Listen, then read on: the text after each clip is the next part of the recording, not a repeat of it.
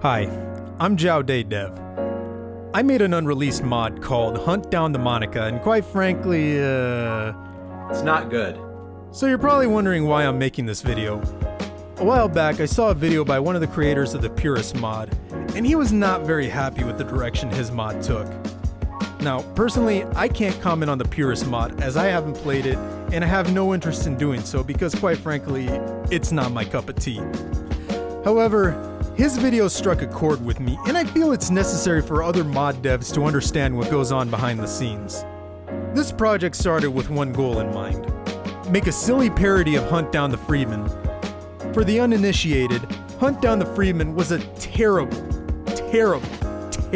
god-awful Half-Life fan game released in early 2018, which featured the creator's goofy OC and a voice cast of YouTubers. I planned on making a silly parody in the style of Half-Life Full Life Consequences. This, however, was the first problem, as the style of humor didn't translate too well to a visual novel. "I can't give you my license, officer," John Freeman said. "Why not?" said the head crab officer back to John Freeman. "Because you are a head crab zombie." So John Freeman shot the officer in the head and drove off thinking, "My brother is in trouble there," and went faster. In fact, most of the playtesters didn't pick up on the fact that I was using poor grammar and spelling intentionally. I got back a lot of comments saying, "Well, gee, this mod is great, but you might want to run a spell check." Now, given the fact that I'm referencing an obscure fanfiction parody to mock another obscure fan work, the humor would have just fallen flat on its face. A bad comedy is worse than bad drama, as with bad drama you can have a laugh at how inept it is. Bad comedy just makes you cringe.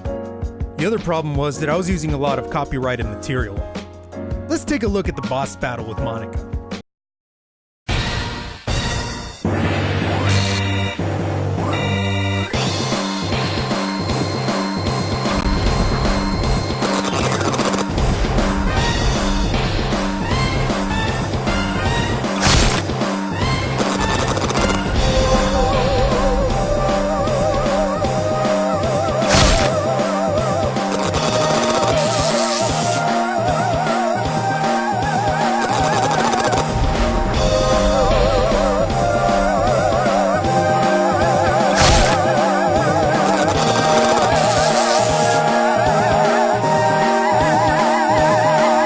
Now, those of you who've played Mother 3 will recognize the battle theme, as it's Master Porky's theme.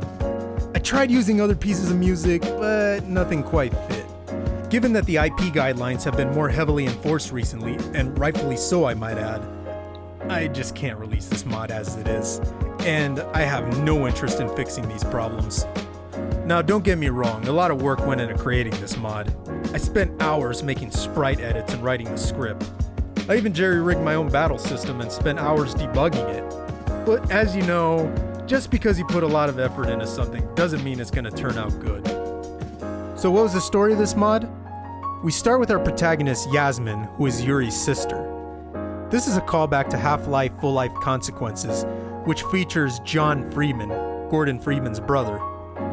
Yasmin notices that Yuri hasn't been home in about 3 days, so she goes out looking for her. She finds Yuri dead on the floor in the club room and weeps uncontrollably. She's then hit in the head with a crowbar by Monika. And spoiler alert, it wasn't actually Monika. Yasmin makes a deal with the G-Man to get her revenge on Monika. She wakes up to find out that the school is now overrun with Zen monsters like barnacles and head crabs. She's saved by Amanda, a very untrustworthy girl who only has a weapon because she was planning on shooting up the school. They leave the school and rescue Natsuki from her abusive father. We jump ahead a few years, and Amanda betrays Yasmin, leaving her to die in a sewer. Yasmin ends up fighting Monika, who tells Yasmin that she did not kill Yuri, nor hit her on the head with a crowbar. It turns out that Monika is being hunted by the Combine, and has been on the run from the very start. Yasmin, exhausted from the battle, passes out and meets the G-Man again. The G-Man reveals himself to be Dan Salvato, who concocted this whole plan in order to destroy DDLC itself. He's tired of everyone asking when he's going to release a sequel to it, so he just wants to get back to speedrunning and playing Super Smash Bros. The scene mirrors the end of Metal Gear Solid 2, where Colonel Campbell tells Raiden to carry out his final mission and eliminate Solidus.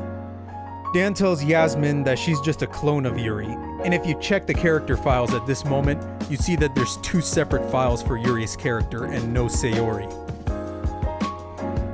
Dan also shows Yasmin that Amanda was disguised as Monika, and she was the one who hit her on the head with a crowbar.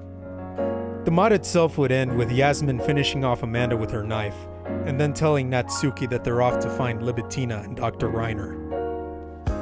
This clearly isn't a literary masterpiece, and I have no interest in further developing the story. The project was supposed to be something goofy that I could finish in a few weeks, and it wound up getting too ambitious. Take it from me, keep your project simple and your mod will be great.